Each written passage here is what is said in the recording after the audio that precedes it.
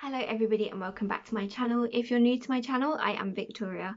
I am a mum of two girls now. One is 7 and one is currently 2.5 weeks, and she is currently asleep behind me, so you may hear some murmurs.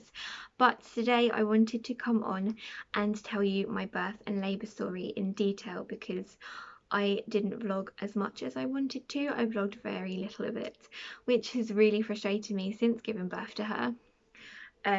But I can't go back in time, and that is the only time I'm going to mention it in this video, just because I don't want to annoy anybody or myself for that matter. But yes, so this is my labour story. It started at around 7 AM on the 15th of April.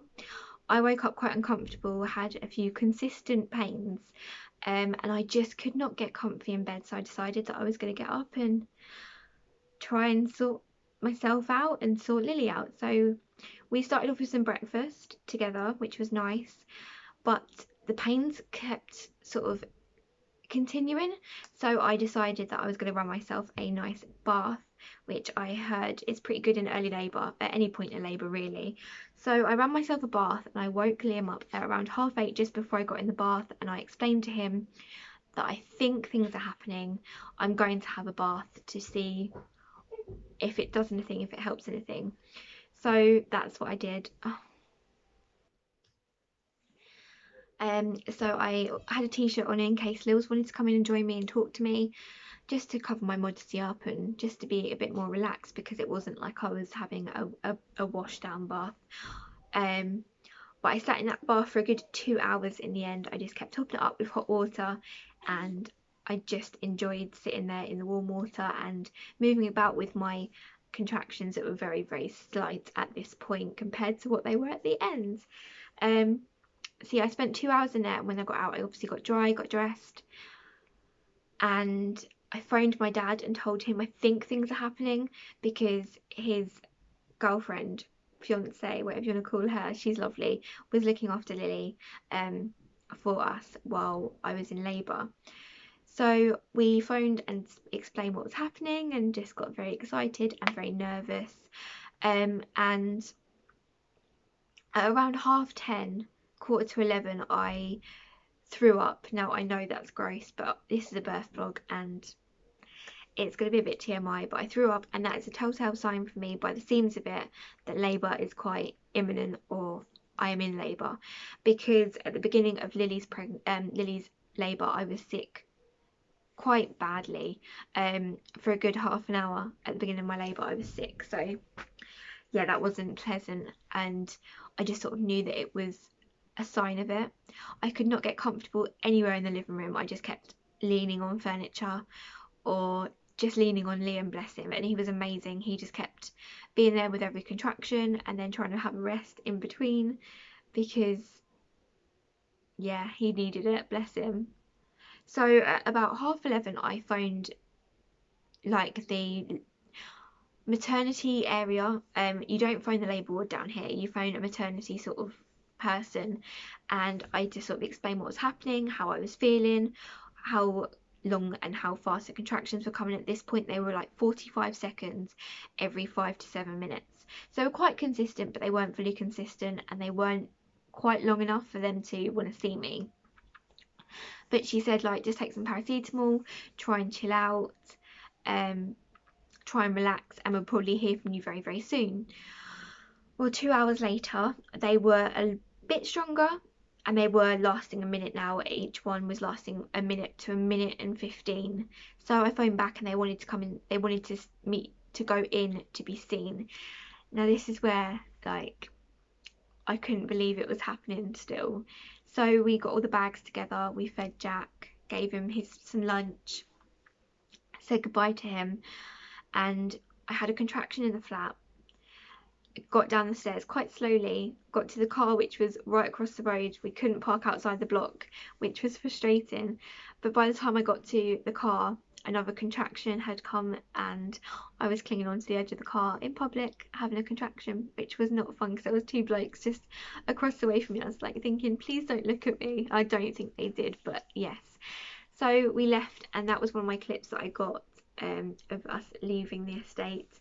And then we went to drop Lily off, and I did get a little bit emotional dropping her off, because it would be the last time that I would see her, and I'd just be just her mummy and not a mum of two, um, which was very surreal. And she just got out the car and took her suitcase and went off with Granny, and I'm not gonna lie, I did cry in the car, and I feel like I want to cry now because yeah.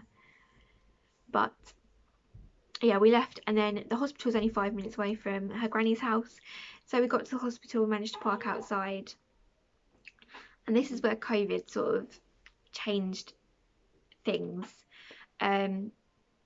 So we got through the intercom and they let us into the corridor, the main corridor. They told Liam he had to wait outside in the corridor to see how far like I'd gone.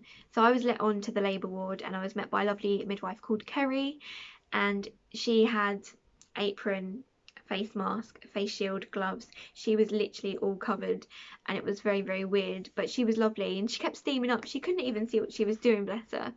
But I was taking it into the birth pool room, which was very exciting, and I was like, oh my god, this is my dream, this is what I want. And I was having a few contractions. She was asking some questions, and then she checked me and she said, I'm sorry to tell you, but you're 2 centimeters. And I was like, but they're painful and I really want something, like, kind of thing. So she told me to go for a walk around the hospital because she thought that I was quite close to going into established labour, because my cervix had moved completely to the front and was very like soft, as they call it. So she, like, the contractions had been doing something, they just hadn't got to the point where they were dilating enough for me to stay in. So we took a lovely stroll around the hospital grounds. There's a beautiful lake, there's ducks everywhere, and I actually saw my community midwife through the window because she was meant to phone me that day about induction, like, because I was obviously 4 days overdue that day. And apparently she'd spoke to the midwife saying, I've got to phone this person. She was like, well, there's no point, she's in labour, she's outside right now. And so I got to wave to her through the window, which was lovely. But again, I was sick outside, I got it down my jumper, so I had to change my jumper when I got back to the car. We ended up having about a 45-minute walk around the grounds, having to lean on benches every so often to have a contraction, or Liam. And then we decided to go back to the car because neither of us had brought a drink with us.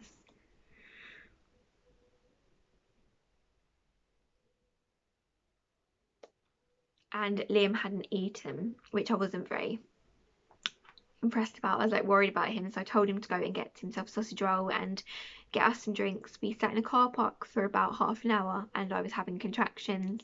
He phoned his mum and told her what was happening, and we all just got a bit excited.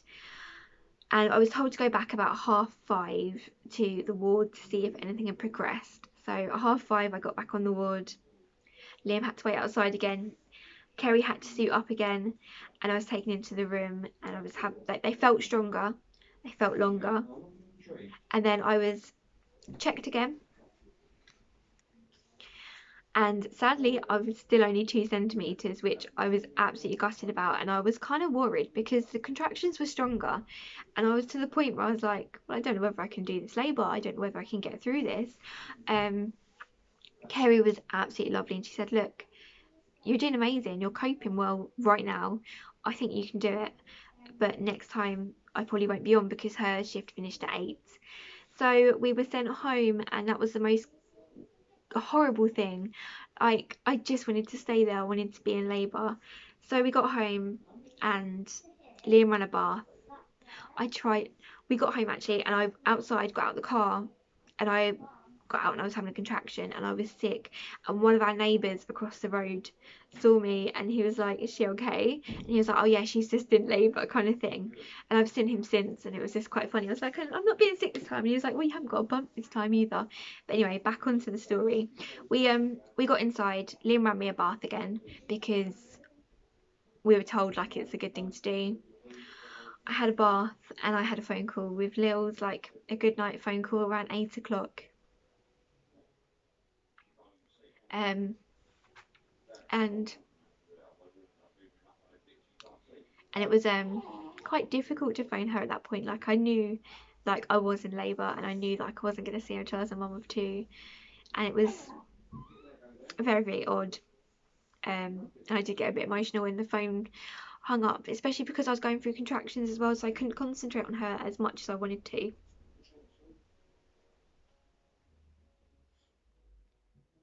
Um, so yeah, I got out of the bath about 8:30, and we came into the bedroom. Liam put Big Bang Theory on, and the pains were coming quite thick and fast now, and I was panicking. And I remember just keep saying to Liam, I can't do this, I can't do this. And he just kept going, look into my eyes, you can do this, you're doing fine, you've done amazing so far.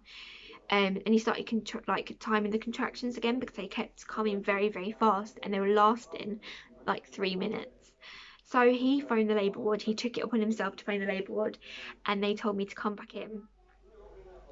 Now, when we went back in, I was 99% sure I was still like 2 to 3 centimetres, nothing had changed, and that they were going to send me home again, and I wasn't going to be able to do labour. So the moment I got on the labour ward,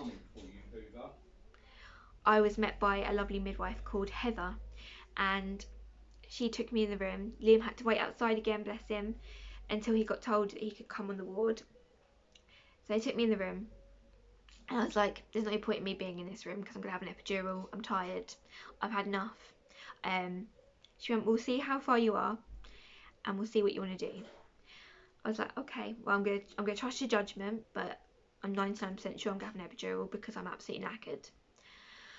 So she took me into the birth pool room again, and I was like, oh my god. And she was like, I'm 99% sure you're in labour, so I'm gonna start the birthing pool for you. I'm gonna put the water on. And all of a sudden, I felt a pop, and I was like, my waters have broke. They're everywhere. My waters have broke.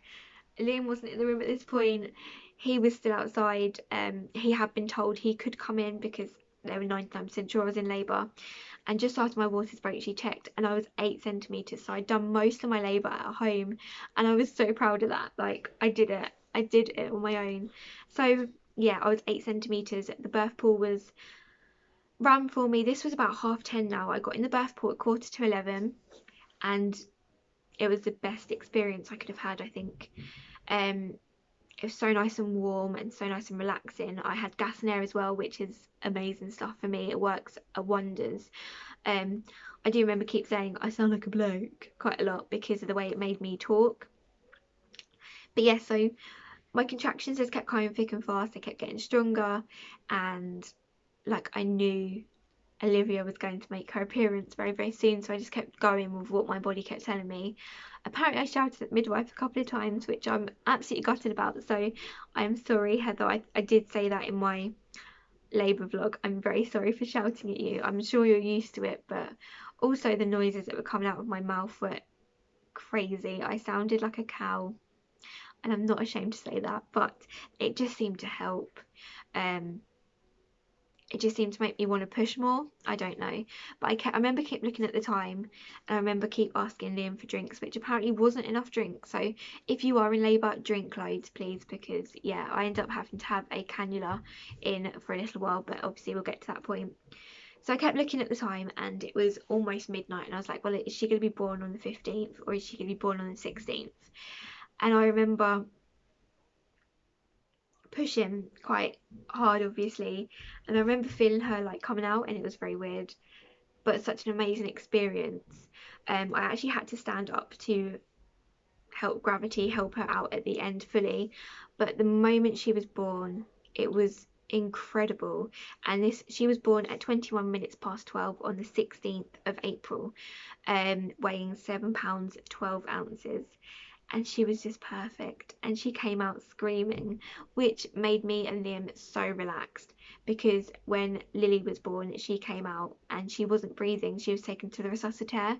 So to know that Olivia was screaming and opening her eyes at us was amazing, and I just held her on me, and Liam snapped a couple of pics. It was just such an incredible experience, and I would go through that again in a heartbeat. But this is when it gets a little bit scary. I look back now and it wasn't as bad as it probably seemed at the time, but my placenta decided not to detach. They left it about an hour, which is the longest they will leave it until you go into surgery. So they left it about an hour and I kept bleeding. I lost about 800 ml of blood in the end, which is quite a lot of blood. I remember loads of people rushing in. I had someone putting a cannula in my hand. I had people talking to me, getting me to sign paperwork, and kind of explaining what they were going to do. I kind of knew what they were going to do, and I was worried they were going to do it without anything, like apart from gas and air, which I know Jess fam had, and I was petrified. I was like, but I was just like, just get on with it, just do it. If I scream, I scream. You have to deal with it. They were like, no, we're going to end up taking you into surgery. You're going to have a spinal tap. And I remember leaving Liam and Olivia in the delivery room and feeling like, oh my god, this isn't what I wanted.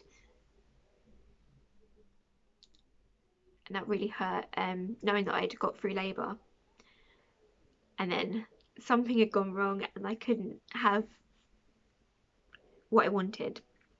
So they took me into the theatre, which was just across from my room actually, and they have their own like maternity theatre.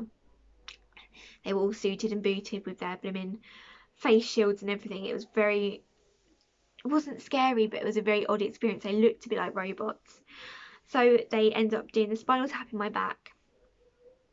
And I remember feeling my legs go numb, and this bloke kept spraying like cold water on my legs. I was like, can you feel this? And I was like, no. And then I got quite agitated during surgery because my legs kept feeling like they were restless legs and I couldn't move them. And I kept moving my head about and they were like, are you okay? I was like, yeah, I just feel like I've got restless legs. You just need to let me get on with it, really. And I was probably in surgery about 10 minutes, 15 minutes at most. And then I was moved to recovery about 3 o'clock, where I met this lovely man named Darren, I think his name was. And he had a chin wag with us, and he had his little girl, well, he had a daughter called Olivia, but she wasn't little, she was like 21. And Liam brought Olivia in and brought all the bits in that we needed, and I got to say goodbye to Heather and thank you for delivering our baby, and got a picture with her and Olivia, which was lovely because I didn't with Lil's and her midwives. And then at 3:30 Liam had to go home, which was hard. Like, I know he would have had to go home anyway, but knowing I was going onto a ward and him not be able to come back on until not even until I was going home, him not be able to come back on at all and see his daughter was difficult. So I was moved to the ward about 3:30 with Olivia, and my legs started to feel normal again, and it was lovely. But they had to check my obs every half an hour because of what I'd gone through and how much blood I'd lost and everything. And yeah, we were on the ward 12 hours, and I was discharged from hospital with a healthy baby little girl, and it was the most surreal moment of my life, like going home with my second child. And then when we went to go pick up Lils, it was amazing as well. But when we left, Liam had to wait outside in the corridor again. The midwife had to help me take everything to the door and then hand me over. But yeah, when we got to Granny's house after Lils came out, this bunch of flowers that she'd made out of straws and felt and everything, and it just felt amazing to see her little face again. She gave me a huge hug, a bit too huge at the time because obviously I was in a lot of pain. She did try and squeeze me. I was like, no, you can't do that, you can't do that. Just nice little gentle hugs. But yeah, that is my birth story with Olivia, and it's like 20 minutes long. But yes, that is what happened. That is how everything went down, and I just can't believe she's here still. But yes, I hope you enjoyed this video. If you did, give it a thumbs up. If you want to tell me your birth stories, or you've got videos, leave your links in the comments below, or let me know. And yeah, if you want to join my channel, click that subscribe button below, and I shall see you all very, very soon for another video. Bye.